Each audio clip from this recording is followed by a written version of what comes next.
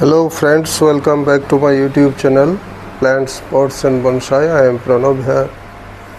বন্ধুগণ, এটি আমার 8-9 বছরের পুরানো ফাইকাস রামফি বনসাই। এটিকে ওয়াইল্ড কালেকশন করে এনেছিলাম এবং কয়েক মাস আগে এটিকে এই বনসাই পাত্রটিতে রিপোর্টিং করেছি।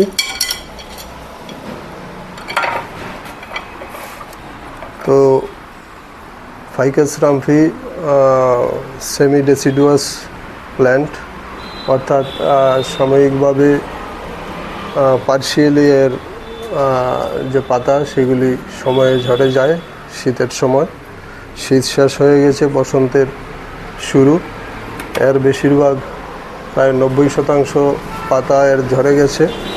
তো বাকি কিছু পাতা রয়েছে, সেগুলিও আস্তে আস্তে ঝরে যাবে।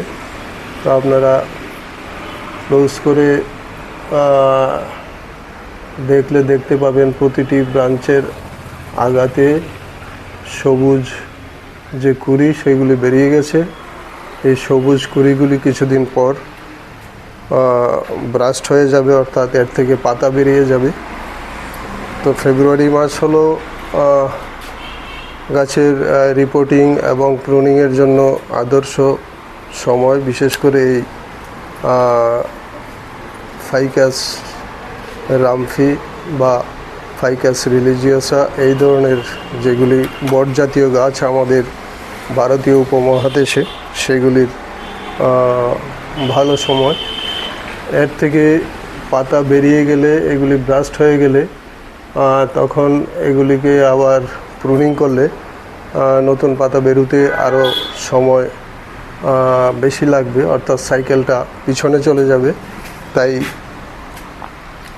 আমি এখনই এগুলিকে প্রুনিং করে দেব এবং গাছটার যে শেপ রয়েছে, ওভারঅল শেপ, সেটাকে আমি ঠিক করে নেব, যেন নতুন পাতা বেরোলে গাছটি সুন্দর একটি শেপ নিতে পারে। তো বন্ধুগণ, আমি এটিকে এই সময়েই আমার মতে এখনই এর প্রকৃষ্ট সময় একে প্রুনিং করার জন্য, ব্রাঞ্চ প্রুনিং করার জন্য। তো আমি গাছটিকে আজ প্রুনিং করে শেপিং করে দেব।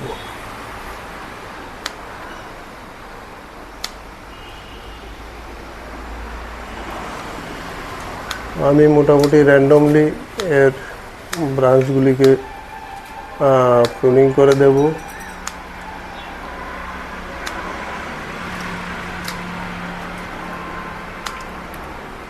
এরা এর থেকে নতুন শুট বেরোতে পারে।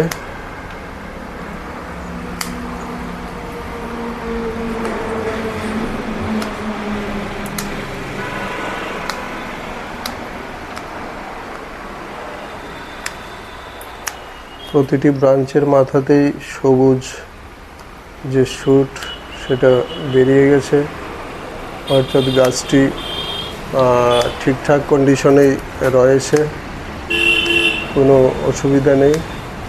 তো আমি একে প্রুনিং করে দেব নতুন ব্রাঞ্চ আসার জন্য এবং গাছটির যে শেপ রয়েছে সেটাকে ঠিকঠাক করার জন্য।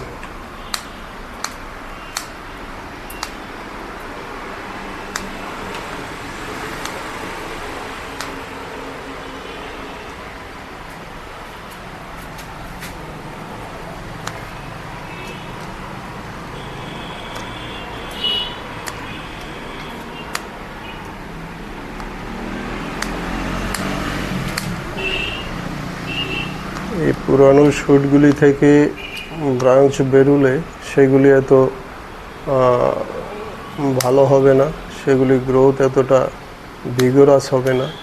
তাই এর ব্রাঞ্চ হেডগুলি আমি কেটে দিচ্ছি।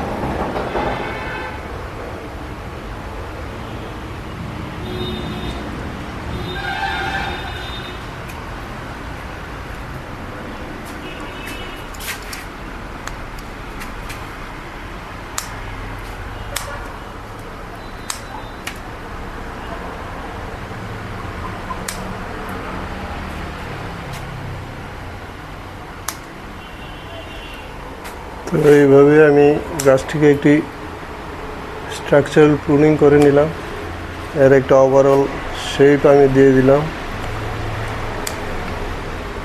পরবর্তী সময় যখন এর থেকে নতুন শুট বেরোবে এবং এর নতুন পাতা বেরোবে, ব্রাঞ্চ বেরোবে, তখন গাছটির শেপটা আপনা আপনি খুব সুন্দর থাকবে।